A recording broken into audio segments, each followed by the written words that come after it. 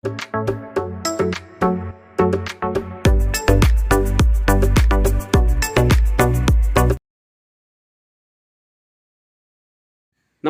ഏവർക്കും study Nifty മലയാളത്തിന്റെ daily market ന്യൂസിലേക്ക് സ്വാഗതം. ഇന്ന് ഓഗസ്റ്റ് 16 വെള്ളിയാഴ്ചയാണ്. ഇന്ന് വളരെ നല്ലൊരു പോസിറ്റീവ് സ്റ്റാർട്ടിനാണ് സാധ്യതയുള്ളത്. കാരണം US മാർക്കറ്റ് റീറ്റെയിൽ സെയിൽസ് ഡാറ്റയ്ക്ക് ശേഷം ശക്തമായി തന്നെ ഉയർന്നു. യൂറോപ്യൻ മാർക്കറ്റുകൾ UK ഇൻഫ്ലേഷൻ ഡാറ്റയ്ക്ക് ശേഷം ഉയരുകയുണ്ടായി. ഏതായാലും ഗിഫ്റ്റ് നിഫ്റ്റി ഇപ്പോൾ സൂചിപ്പിക്കുന്നത് 145 മുതൽ 155 പോയിന്റ്സിന്റെ ഒരു ഗ്യാപ്പ് അപ്പ് ഓപ്പണിംഗിന് നമ്മുടെ മാർക്കറ്റിൽ സാധ്യതയുണ്ട് എന്നാണ്. മറ്റു വാർത്തകളിലേക്ക് വരികയാണെങ്കിൽ ജൂലൈയിൽ ചൈനയുടെ സാമ്പത്തിക വീണ്ടെടുക്കൽ മന്ദഗതിയിലാണ്. അത് ഇന്ത്യയെ സംബന്ധിച്ച് വളരെ നല്ലൊരു വാർത്ത തന്നെയാണ്. കൂടാതെ ഫാർമ സെക്ടറിനെ സംബന്ധിച്ച് അവരുടെ ഇമ്പോർട്ട്സിൽ വൻ വർധനവ് ഉണ്ടാകുന്നുണ്ട്. അപ്പോൾ അത് പ്രധാനപ്പെട്ട ഒരു വാർത്തയായി നമ്മളിവിടെ നൽകിയിട്ടുണ്ട്. കൂടാതെ മിനറൽ സ്റ്റീൽ സെക്ടറുകൾ ഒരു ആശങ്കയിൽ തന്നെയാണ്. എല്ലാ വാർത്തകളും നമ്മളിവിടെ നൽകുന്നുണ്ട്. അപ്പോൾ വീഡിയോ അവസാനം വരെയും കാണാൻ ശ്രമിക്കുക. ചാനൽ സബ്സ്ക്രൈബ് ചെയ്യാൻ മറക്കരുത്. ഇപ്പോൾ തന്നെ ആ സബ്സ്ക്രൈബ് ബട്ടൺ ഒന്ന് ക്ലിക്ക് ചെയ്യുക. മാത്രമല്ല ലൈക്ക് ബട്ടണും ക്ലിക്ക് ചെയ്യാൻ മറക്കരുത്. ഇപ്പോൾ തന്നെ ആ ലൈക്ക് ബട്ടണും കൂടി ഒന്ന് ക്ലിക്ക് ചെയ്യുക. ഇന്ന് നമ്മൾ ശ്രദ്ധിക്കേണ്ട ഏറ്റവും പ്രധാനപ്പെട്ട കുറച്ച് വാർത്തകളാണ് ഇവിടെ പറയുന്നത്. ആദ്യം തന്നെ ബുധനാഴ്ച പുറത്തു വന്ന ഒരു സുപ്രീം കോടതി വിധിയുമായി ബന്ധപ്പെട്ടതാണ്. സുപ്രീം കോടതി വിധിയുമായി ബന്ധപ്പെട്ട് സ്റ്റീൽ മേഖലയിലെ ഓഹരികൾ കനത്ത സെല്ലിംഗ് പ്രഷർ നേരിട്ടിരുന്നു. ഈ ഒരു വാർത്ത സ്റ്റീൽ മേഖലയെ കാര്യമായി തന്നെ ബാധിക്കാൻ സാധ്യതയുണ്ട് എന്നുള്ളത് കൊണ്ടാണ് ഇതൊന്നുകൂടി പറയുന്നത്. സുപ്രീം കോടതിയുടെ വിധി ഇപ്രകാരമാണ്: 2005 ഏപ്രിൽ 1 മുതൽ മുൻകാല പ്രാബല്യത്തോടെ സംസ്ഥാന സർക്കാരുകൾക്ക് ധാതുക്കളുടെ അവകാശങ്ങൾക്കും ഭൂമിക്കും നികുതി ചുമത്തുമെന്ന് സുപ്രീം കോടതി തീരുമാനിച്ചു. ഈ ഒരു വിധി ഖനന കമ്പനികളെ സംബന്ധിച്ച് വലിയ ആഘാതം തന്നെയാണ്. ഈ തീരുമാനത്തെ കേന്ദ്ര സർക്കാരും ഖനന കമ്പനികളും എതിർക്കുകയുണ്ടായി. ഭാവിയിൽ മാത്രം നികുതി ബാധകമാക്കണമെന്ന് അവർ വാദിച്ചു. അവരുടെ അപേക്ഷ പക്ഷേ കോടതി നിരസിക്കുകയാണ് ചെയ്തത്. ഈ ഒരു വിധി വന്നതോടെ ലോഹ ഖനന കമ്പനികൾ വലിയ ഇടിവിലേക്ക് പോയി. ഉദാഹരണത്തിന് NMDC 6% ഇടിഞ്ഞു, ടാറ്റ സ്റ്റീൽ 1.6% ഇടിഞ്ഞു. അപ്പോൾ ഇതിൽ എല്ലാവർക്കും ഉണ്ടാകുന്ന ഒരു സംശയം, ഇത് സ്റ്റീൽ വ്യവസായത്തെ എത്തരത്തിലാണ് ബാധിക്കുക എന്നതാണ്. ഖനികളിൽ നിന്ന് വേർതിരിച്ചെടുക്കുന്ന ഇരുമ്പുയിര് പോലുള്ള അസംസ്കൃത വസ്തുക്കളെയാണ് ഉരുക്ക് കമ്പനികൾ കൂടുതലായി ആശ്രയിക്കുന്നത്. വിധി മൂലം ഖനന കമ്പനികൾക്ക് നികുതി ബാധ്യതകൾ വർദ്ധിക്കുകയാണെങ്കിൽ ഈ ചെലവുകൾ സ്റ്റീൽ കമ്പനികൾക്ക് കൈമാറാൻ സാധ്യതയുണ്ട്. ഇത് സ്റ്റീൽ വ്യവസായത്തെ കൂടുതൽ ചെലവേറിയതും മാത്രമല്ല അവരുടെ പ്രോഫിറ്റബിലിറ്റിയെ തന്നെ ബാധിക്കുകയും ചെയ്യും. സംസ്ഥാനങ്ങൾക്ക് 1.5 മുതൽ 2 ലക്ഷം കോടി രൂപ വരെ കുടിശ്ശിക ആവശ്യപ്പെടാം. ഈ തീരുമാനം മൂലം ഖനന കമ്പനികൾക്ക് 1 ലക്ഷം കോടിയിലധികം സാമ്പത്തിക നഷ്ടം കേന്ദ്രം പ്രതീക്ഷിക്കുന്നു. ഇത് സ്റ്റീൽ കമ്പനികളെ സംബന്ധിച്ച് വലിയ ഒരു നെഗറ്റീവായിട്ടുള്ള ന്യൂസ് തന്നെയാണ്. മറ്റൊരു വാർത്ത ഫാർമ സെക്ടറുമായി ബന്ധപ്പെട്ട് വളരെ പോസിറ്റീവായൊരു വാർത്തയാണ്. ഇന്ത്യയുടെ ഫാർമ മെഡിക്കൽ ഉപകരണ വ്യവസായം ആഗോള വിപണി വിഹിതം വികസിപ്പിക്കുന്നു. US, UK, ഇറ്റലി തുടങ്ങിയ പ്രധാന വിപണികളിൽ ഫാർമസ്യൂട്ടിക്കൽ മെഡിക്കൽ ഉപകരണ മേഖലകളിൽ ഇന്ത്യ അതിൻ്റെ സാന്നിധ്യം വർദ്ധിപ്പിക്കുകയാണ്. US-ലേക്കുള്ള ഇന്ത്യയുടെ മരുന്നുകളുടെ കയറ്റുമതി 2022 $7.33 ബില്യൺ നിന്ന് 2023 $9.08 ബില്യൺ ആയിട്ടാണ് ഉയർന്നത്. ഇന്ത്യയുടെ പ്രമുഖ എതിരാളികളായ അയർലാൻഡ്, സ്വിറ്റ്സർലാൻഡ് എന്നിവയുടെ മാർക്കറ്റ് ഷെയറിൽ ഒരു ഇടിവും കാണാനുണ്ട്. ഇറ്റലിയിൽ ആന്റിബയോട്ടിക്സിലാണ് ഇന്ത്യയുടെ വിപണി വിഹിതം വർദ്ധിച്ചിരിക്കുന്നത്. ജർമ്മനിയിലാവട്ടെ MRI അപ്പാരറ്റസ് മാർക്കറ്റിലാണ് ഇന്ത്യയുടെ വിപണി വിഹിതം വർദ്ധിച്ചിരിക്കുന്നത്. ഏതായാലും ഫാർമ മേഖലയെ സംബന്ധിച്ച് ഇത് വളരെ പോസിറ്റീവായ വാർത്ത തന്നെയാണ്. മറ്റൊരു വാർത്ത പറയാനുള്ളത് ചൈനയുമായി ബന്ധപ്പെട്ടതാണ്. ജൂലൈയിൽ ചൈനയുടെ സാമ്പത്തിക വീണ്ടെടുക്കൽ മന്ദഗതിയിലായിട്ടുണ്ട്. ചൈനയുടെ വ്യവസായ ഉൽപ്പാദനം വർഷം തോറും 5.1% വർദ്ധിച്ചു. ജൂലൈയിൽ അത് 5.3% വർധനവിൽ നിന്നാണ് അല്പം കുറഞ്ഞിരിക്കുന്നത്. വ്യാവസായിക പ്രവർത്തനത്തിലും നിക്ഷേപത്തിലും പിന്നിലായി തന്നെയാണ് ചൈന തുടരുന്നത്. 5 പാദത്തിലെ ഏറ്റവും മോശം പ്രകടനത്തിന് ശേഷം കാര്യമായ പുരോഗതി ഇപ്പോഴും കൈവരിക്കാൻ സാധിച്ചിട്ടില്ല എന്ന് തന്നെയാണ് കാണുന്നത്. ചൈനീസ് എക്കോണമി മന്ദഗതിയിലാവുന്നത് ഇന്ത്യയെ സംബന്ധിച്ച് വളരെ ഗുണകരമാവാൻ സാധ്യതയുണ്ട്. അടുത്തതായി പുറത്തു വന്ന പ്രധാനപ്പെട്ട റിസൾട്ടുകളിലേക്കാണ്. ആദ്യം ഓല ഇലക്ട്രിക് മൊബിലിറ്റി ലിസ്റ്റ് ചെയ്ത് ഏതാനും ദിവസങ്ങൾ മാത്രമേ ആയിട്ടുള്ളൂ. അവരുടെ റിസൾട്ട് ഇപ്പോൾ പുറത്തു വന്നിരിക്കുന്നു. നെറ്റ് ലോസായി രേഖപ്പെടുത്തിയിരിക്കുന്നത് 347 കോടി രൂപയാണ്. കഴിഞ്ഞ വർഷം ഇതേ കാലയളവിൽ 267 കോടി രൂപയായിരുന്നു ലോസ് ആയിട്ടുണ്ടായിരുന്നത്. അതായത് നെറ്റ് ലോസ് വൈഡൻ ചെയ്തിരിക്കുന്നു. റവന്യൂവിൽ 32.3% വർധനവ് രേഖപ്പെടുത്തി. 1644 കോടി രൂപയിലാണ് റവന്യൂ ഉള്ളത്. കഴിഞ്ഞ വർഷം ഇതേ കാലയളവിൽ 1243 കോടി രൂപയായിരുന്നു റവന്യൂ ആയിട്ട് ഉണ്ടായിരുന്നത്. അടുത്തത് വളരെ നല്ല റിസൾട്ടുമായി പുറത്തു വന്നത് ഗ്ലെൻമാർക്ക് ഫാർമസ്യൂട്ടിക്കൽസ് ആയിരുന്നു. നെറ്റ് പ്രോഫിറ്റിൽ 9 മടങ്ങിന്റെ വർധനവാണ് രേഖപ്പെടുത്തിയത്. 340.2 കോടി രൂപയിലാണ് നെറ്റ് പ്രോഫിറ്റ് ഉള്ളത്. കഴിഞ്ഞ വർഷം ഇതേ കാലയളവിൽ 37.7 കോടി രൂപയായിരുന്നു ഉണ്ടായിരുന്നത്. റവന്യൂവിൽ 6.9% വർധനവും ഫിനാൻസ് കോസ്റ്റിൽ ഒരു ഇടിവും സംഭവിച്ചിരിക്കുന്നു. മറ്റൊരു കമ്പനി സ്പൈസ് ജെറ്റ് ആണ്. നെറ്റ് പ്രോഫിറ്റിൽ 20% ഇടിവാണ് വന്നിരിക്കുന്നത്. 158.2 കോടി രൂപയിലാണ് ഇപ്പോൾ പ്രോഫിറ്റായി വന്നിരിക്കുന്നത്. റവന്യൂവിൽ 14.7% ഇടിവും വന്നിരിക്കുന്നു. അതർ ഇൻകം ഉള്ളത് 369.5 കോടി രൂപയിലാണ്. കഴിഞ്ഞ വർഷം ഇതേ കാലയളവിൽ അത് 263.3 കോടി രൂപയായിരുന്നു. QIP വഴി 3000 കോടി രൂപ സമാഹരിക്കാൻ കമ്പനി തീരുമാനിച്ചു. മറ്റൊരു കമ്പനി KNR കൺസ്ട്രക്ഷൻ ആണ്. നെറ്റ് പ്രോഫിറ്റിൽ ഇയർ ഓൺ ഇയറിൽ 24.6% വർധനവും റവന്യൂവിൽ 0.4% വർധനവുമാണ് വന്നിരിക്കുന്നത്. ഇനി മറ്റ് സ്റ്റോക്ക് ന്യൂസുകൾ നോക്കാം. ആദ്യം ഹിന്ദുസ്ഥാൻ സിങ്ക് ആണ്. പ്രൊമോട്ടർ വേദാന്ത ഹിന്ദുസ്ഥാൻ സിങ്കിന്റെ 3.17% ഓഹരികൾ ഓഫർ ഫോർ സെയിൽ വഴി ഓഗസ്റ്റ് 16 മുതൽ ഓഗസ്റ്റ് 19 വരെയുള്ള തീയതികളിൽ വിൽക്കും എന്നൊരു വാർത്ത വരുന്നു. മറ്റൊരു കമ്പനി പവർമെക് പ്രൊജക്ട്സ് ആണ്. കോസ്റ്റൽ എനർജിയിൽ നിന്ന് 114.30 കോടി രൂപയുടെ പുതിയ ഒരു ഓർഡർ കമ്പനിക്ക് ലഭിച്ചിരിക്കുന്നു. മറ്റൊരു വാർത്തയുള്ളത് SBIയും പഞ്ചാബ് നാഷണൽ ബാങ്കിനെയും സംബന്ധിച്ച ഒരു നെഗറ്റീവായിട്ടുള്ള വാർത്തയാണ്. ബാങ്കുകളുടെ എല്ലാ ഇടപാടുകളും നിർത്താൻ കർണാടക സർക്കാർ അപ്രതീക്ഷിതമായി തീരുമാനിച്ചു. 2 ബാങ്കുകളും പ്രശ്നപരിഹാരത്തിനുള്ള വഴികൾ ഇപ്പോൾ തന്നെ ആരംഭിച്ചു കഴിഞ്ഞു.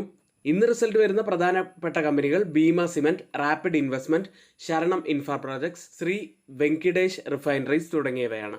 ഇന്ന് F&O സെഗ്മെന്റിൽ ബാനായ സ്റ്റോക്കുകൾ Aarti industries, AB capital, ABFRL, Bandhan bank, Biocon, Bsoft, Chambal fertiliser, GNFC, granules, India cement, India Mart, LIC housing finance, Manappuram, NMDC, PEL, PNB, RBL ബാങ്ക്, സെയിൽ, സൺ TV തുടങ്ങിയവയാണ്. ഇനി നമ്മുടെ പതിവ് പോലെ ലൈവ് സെഷൻ രാവിലെ 11 മണിക്കാണ് സ്റ്റാർട്ട് ചെയ്യുന്നത്. 11 മണി മുതൽ 3:30 വരെ ലൈവ് ഉണ്ടായിരിക്കും. കൃത്യമായിട്ട് ഒരു ട്രേഡിംഗ് പ്ലാൻ ഇല്ലാത്തവർക്ക് പഠിച്ചുകൊണ്ട് ട്രേഡ് എടുക്കാൻ കഴിയുന്ന ഒരു അവസരമാണ്. എല്ലാവരും വിനിയോഗിക്കാൻ ശ്രമിക്കുക. ഇനി നമ്മുടെ ലൈവ് സെഷൻ കാണാൻ കഴിയാത്ത സ്റ്റുഡൻസിന് നമ്മുടെ വാട്സപ്പ് നമ്പർ ഇവിടെ നൽകിയിട്ടുണ്ട്. ആ നമ്പറിൽ മെസ്സേജ് അയച്ചതിന് ശേഷം നിങ്ങൾക്ക് ഞങ്ങളുടെ എഡ്യൂക്കേഷൻ ടെലഗ്രാം ചാനലിൽ ജോയിൻ ചെയ്യാവുന്നതാണ്. എല്ലാ എഡ്യൂക്കേഷണൽ വ്യൂസും നിങ്ങൾക്ക് അവിടെ നിന്ന് ലഭിക്കുന്നതുമാണ്. ബുധനാഴ്ചത്തെ മാർക്കറ്റ് ഹൈലൈറ്റ്സിലേക്ക്. നിഫ്റ്റി ഒരു റേഞ്ച് ബൗണ്ടിലായിരുന്നു ഇന്നലെ ഉണ്ടായിരുന്നത്. എന്നാൽ ബ്രോഡർ മാർക്കറ്റുകൾ അണ്ടർ പെർഫോം ചെയ്തു. IT സെക്ടറാണ് ഇന്നലെ നിഫ്റ്റിയെ ലിഫ്റ്റ് ചെയ്യാൻ ശ്രമിച്ചത്. മിനറൽസിന് നികുതി ഏർപ്പെടുത്തണമെന്ന് സംസ്ഥാനങ്ങളോട് സുപ്രീം കോടതി ആവശ്യപ്പെട്ടതോടെ ടാറ്റ സ്റ്റീൽ 2% ഇടിഞ്ഞു. സുസ്ലോൺ 5 ദിവസത്തെ നേട്ടം ഇന്നലെ അവസാനിപ്പിച്ച് ഇന്നലെ നെഗറ്റീവിൽ ക്ലോസ് ചെയ്തു. Q1 ഏർണിംഗ്സിന് ശേഷം ഹീറോ മോട്ടോകോർപ്പ് 3% ഇടിഞ്ഞു. അപ്പോളോ ഹോസ്പിറ്റൽ ഡേ ഹൈയിൽ നിന്ന് ഏകദേശം 4% ഇടിഞ്ഞു. നിഫ്റ്റിയിലേക്ക് ഒരു നാരോ റേഞ്ചിലുള്ള മൂവ്മെന്റ് ആയിരുന്നു നിഫ്റ്റിയിൽ കണ്ടത്. നിഫ്റ്റിയുടെ ട്രേഡിംഗ് റേഞ്ച് എന്നത് 23,890-നും 24,475-നും ഇടയിലാണ്. ഈ പറഞ്ഞ 23,890-ന് താഴെയായിട്ടാണ് നിഫ്റ്റി ക്ലോസ് ചെയ്യുന്നതെങ്കിൽ നിഫ്റ്റിയുടെ ബിയറിഷ്നെസ് കുറച്ചുകൂടി കൂടി എന്ന് നമുക്ക് വേണമെങ്കിൽ വിലയിരുത്താം. അതുകൊണ്ട് തന്നെ അങ്ങനെയാണെങ്കിൽ ഡൗൺ സൈഡിൽ 23,500 പ്രധാനപ്പെട്ട ഒരു സപ്പോർട്ട് ആവാൻ സാധ്യതയുണ്ട്. അപ്സൈഡിൽ നമ്മൾ പ്രധാനമായും വാച്ച് ചെയ്യേണ്ടത് 24,250 ആണ് ഫസ്റ്റ് ലെവലായി വരുന്നത്. ടെക്നിക്കൽ ലെവലുകൾ നോക്കുകയാണെങ്കിൽ 50 ഡേ EMA ഉള്ളത് 24,025-ലാണ്. കൂടാതെ 20 ഡേ EMA ഉള്ളത് 24,350-ലാണ്. ഈ 2 ലെവലിന് ഇടയിലാണ് ഇപ്പോൾ നിഫ്റ്റി ട്രേഡ് ചെയ്യുന്നത്. ഒന്ന് അപ്സൈഡിലെ പ്രധാനപ്പെട്ട ലെവലാവുമ്പോൾ മറ്റൊന്ന് ഡൗൺ സൈഡിലെ പ്രധാനപ്പെട്ട ഒരു ലെവൽ തന്നെയാണ്. ഡെയിലി ചാർട്ടിൽ ഒരു ചെറിയ ബിയറിഷ് കാൻഡിൽ സ്റ്റിക് പാറ്റേൺ ആണ് ഫോം ആയിരിക്കുന്നത്. നിഫ്റ്റിയിൽ ഒരു ഹയർ ഹൈ ഹയർ ലോ ഫോർമേഷനാണ് ഇപ്പോൾ ഫോം ആയിരിക്കുന്നത്. അതൊരു നെഗറ്റീവ് ഫാക്ടർ തന്നെയാണ്. കൂടാതെ നിഫ്റ്റി ബോളിഞ്ചർ ബാൻഡിന്റെ മിഡിൽ ലെവലിന്റെ താഴെയായിട്ടാണ് ഇപ്പോൾ ട്രേഡ് ചെയ്യുന്നത്. അതും ഒരു നെഗറ്റീവ് ഫാക്ടർ തന്നെയാണ്. മാക്സിമം ഓപ്പൺ ഇൻട്രസ്റ്റ് രേഖപ്പെടുത്തിയ കോൾ സൈഡിലെയും പുട്ട് സൈഡിലെയും സ്ട്രൈക്കുകൾ. ആദ്യം കോൾ സൈഡിൽ 25,000-ലാണ് കൂടുതൽ ഓപ്പൺ ഇൻട്രസ്റ്റ് രേഖപ്പെടുത്തിയിരിക്കുന്ന ആദ്യത്തെ സ്ട്രൈക്ക് ഉള്ളത്. അതിനുശേഷം 24,500 സ്ട്രൈക്കിലും അതിനുശേഷം 24,200 സ്ട്രൈക്കിലുമാണ്. പുട്ട് സൈഡിൽ കൂടുതൽ ഓപ്പൺ ഇൻട്രസ്റ്റ് രേഖപ്പെടുത്തിയിരിക്കുന്ന ആദ്യത്തെ സ്ട്രൈക്ക് 23,200-ആണ്. അതിനുശേഷം 24,000 സ്ട്രൈക്കും അതിനുശേഷം 23,700 സ്ട്രൈക്കിലുമാണ്. വീക്ക്ലി ഓപ്പൺ ഇൻട്രസ്റ്റ് ഡാറ്റ പ്രകാരം ഒരു റെസിസ്റ്റൻസ് ആവാൻ സാധ്യതയുള്ളത് 24,200-ഉം സപ്പോർട്ട് ആവാൻ സാധ്യതയുള്ളത് 24,000-ഉമാണ്. Change in open interest data പ്രകാരം കോൾ സൈഡിലും പുട്ട് സൈഡിലും വന്ന വ്യത്യാസങ്ങൾ പരിശോധിക്കാം. ആദ്യം 24,150 സ്ട്രൈക്കിൽ 396% വർധനവാണ് പുട്ട് സൈഡിൽ കാണുന്നത്. ഒരു ലോങ് ബിൽഡപ്പാണ് പുട്ട് സൈഡിലുള്ളത്. എന്നാൽ കോൾ സൈഡിൽ 636% വർധനവ്, ഒരു ഷോർട്ട് ബിൽഡപ്പും കാണാം. അടുത്തത് 24,100 സ്ട്രൈക്കിൽ 167% വർധനവ്, പുട്ട് സൈഡിൽ ഒരു ലോങ് ബിൽഡപ്പ്. 29% മാത്രം ബിൽഡപ്പാണ് അവിടെ കോൾ സൈഡിൽ കാണുന്നത്, ഷോർട്ട് ബിൽഡപ്പാണ്. 24,200 സ്ട്രൈക്കിൽ 24% ഇടിവ് കാണാം, ഒരു ലോങ് അൺവൈൻഡിങ് ആണ് അവിടെയുള്ളത്. കോൾ സൈഡിൽ 101% വർധനവ്, കോൾ സൈഡിൽ ഒരു ഷോർട്ട് ബിൽഡപ്പും കാണാം. ഈ 2 സ്ട്രൈക്കുകൾ കമ്പയർ ചെയ്യുമ്പോൾ, അതായത് 24,150-ഉം 24,200 സ്ട്രൈക്കും കമ്പയർ ചെയ്യുമ്പോൾ മാർക്കറ്റിനെ താഴേക്ക് കൊണ്ടുപോകാൻ കഴിവുള്ള കോൾ സെല്ലേഴ്സാണ് സ്ട്രോങ് ആയി നിൽക്കുന്നത് എന്ന് കാണാം. എന്നാൽ 24,100 സ്ട്രൈക്കിൽ മാർക്കറ്റിനെ മുകളിലേക്ക് കൊണ്ടുപോകാൻ കഴിവുള്ള പുട്ട് സെല്ലേഴ്സ് സ്ട്രോങ് ആയി നിൽക്കുന്നു. ബാങ്ക് നിഫ്റ്റിയിലേക്ക് 105 പോയിന്റ്സ് ഇടിഞ്ഞാണ് ബാങ്ക് നിഫ്റ്റി ബുധനാഴ്ച ക്ലോസ് ചെയ്യുന്നത്. 49,727-ലാണ് ക്ലോസ് ചെയ്തത്. ബാങ്ക് നിഫ്റ്റിയെ സംബന്ധിച്ച് ഓഗസ്റ്റ് 6-ന്റെ ലോ ആയ 49,650 ബ്രേക്ക് ചെയ്യുകയാണെങ്കിൽ കൂടുതൽ സെല്ലിംഗ് പ്രഷർ ബാങ്ക് നിഫ്റ്റിയിൽ വരാനുള്ള സാധ്യതയുണ്ട്. കൂടാതെ കഴിഞ്ഞ ഓഗസ്റ്റ് 5-6 ദിവസങ്ങളിൽ സപ്പോർട്ട് എടുത്ത് തിരിച്ചു കയറിയ 100 DMAക്ക് താഴെയായിട്ടാണ് ബാങ്ക് നിഫ്റ്റി ഇപ്പോൾ ട്രേഡ് ചെയ്യുന്നത്. അതും ഒരു നെഗറ്റീവ് ഫാക്ടർ തന്നെയാണ്. ഇനി പ്രധാനപ്പെട്ട ലെവലുകൾ നോക്കുകയാണെങ്കിൽ ഡൗൺ സൈഡിൽ 49,650 നമ്മൾ പറഞ്ഞു, അത് പ്രധാനപ്പെട്ട ഒരു ലെവൽ തന്നെയാണ്. 49,650 മുതൽ 49,600 വരെയുള്ളത് പ്രധാനപ്പെട്ട ഡൗൺ സൈഡിലെ ഒരു സപ്പോർട്ടാണ്. അപ്സൈഡിലേക്ക് വന്നാൽ 49,000 മുതൽ 48,850 വരെയുള്ളത് പ്രധാനപ്പെട്ട അപ്സൈഡിലെ ഒരു ലെവലാവാനും സാധ്യതയുണ്ട്. അടുത്തതായി change in open interest data പ്രകാരം കോൾ സൈഡിലും പുട്ട് സൈഡിലും വന്ന വ്യത്യാസങ്ങൾ പരിശോധിക്കാം. ആദ്യം 50,500 കോൾ സൈഡിൽ കൂടുതൽ ഓപ്പൺ ഇൻട്രസ്റ്റ് രേഖപ്പെടുത്തിയിരിക്കുന്ന ആദ്യത്തെ സ്ട്രൈക്ക് ഉള്ളത്. അതിനുശേഷം 50,000 അതിനുശേഷം 51,000 പുട്ട് സൈഡിൽ കൂടുതൽ ഓപ്പൺ ഇൻട്രസ്റ്റ് രേഖപ്പെടുത്തിയിരിക്കുന്ന ആദ്യത്തെ സ്ട്രൈക്ക് 50,000 അതിനുശേഷം 48,000 സ്ട്രൈക്കും അതിനുശേഷം 49,500 സ്ട്രൈക്കിലുമാണ്. ഓപ്പൺ ഇൻട്രസ്റ്റ് ഡാറ്റ പ്രകാരം ഒരു റെസിസ്റ്റൻസ് ആവാൻ സാധ്യതയുള്ളത് 50,000 സപ്പോർട്ട് ആവാൻ സാധ്യതയുള്ളത് 49,500. ഇന്ത്യ വിക്സിലേക്ക് ബുധനാഴ്ച ഇന്ത്യ വിക്സ് ക്ലോസ് ചെയ്യുന്നത് 15.44 4.53% ഇടിഞ്ഞാണ് ഇന്ത്യ വിക്സ് ക്ലോസ് ചെയ്യുന്നത്. ഗ്ലോബൽ മാർക്കറ്റ് സെഗ്മെന്റിൽ ആദ്യം FIDA ആക്ടിവിറ്റിയാണ്.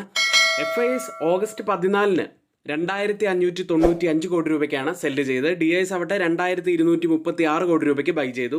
FISന്റെ സെല്ലിങ്ങോളം അത്ര തന്നെ ഒരു ബൈയിങ് DISന് കാഴ്ചവെക്കാൻ അന്ന് കഴിഞ്ഞില്ല.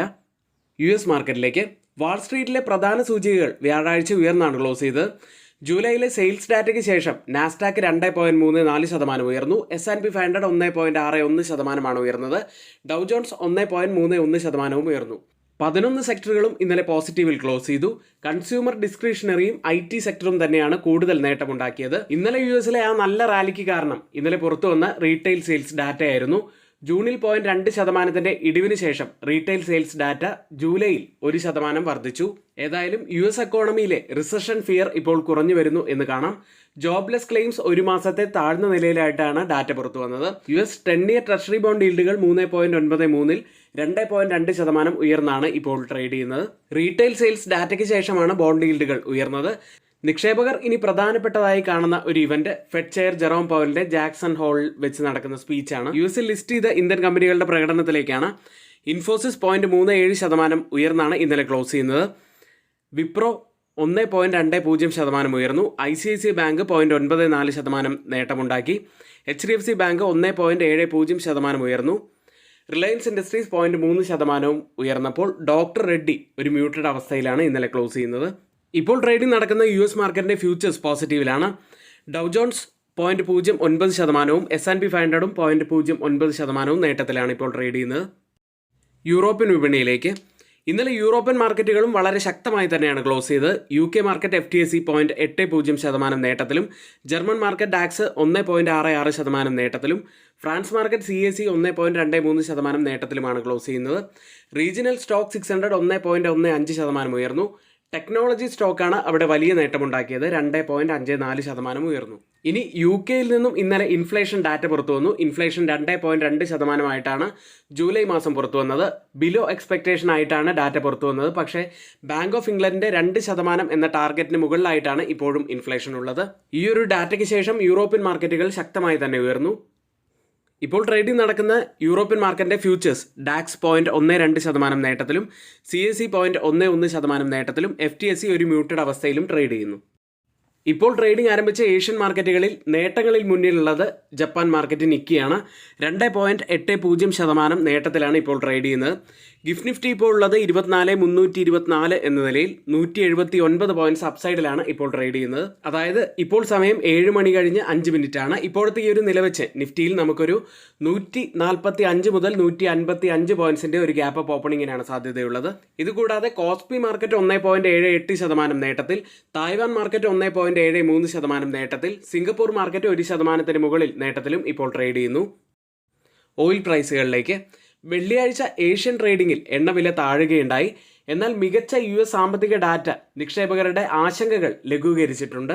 അതുകൊണ്ട് തന്നെ തുടർച്ചയായ രണ്ടാമത്തെ ആഴ്ചയും പോസിറ്റീവിൽ ക്ലോസ് ചെയ്യാൻ ഒരുങ്ങുകയാണ് ഓയിൽ മാർക്കറ്റ്. ബ്രന്റ് ഫ്യൂച്ചേഴ്സ് ഉള്ളത് $80.91 പെർ ബാരൽ എന്ന നിലയിൽ 0.02% ഇടിവിലാണ് ഇപ്പോൾ ട്രേഡ് ചെയ്യുന്നത്.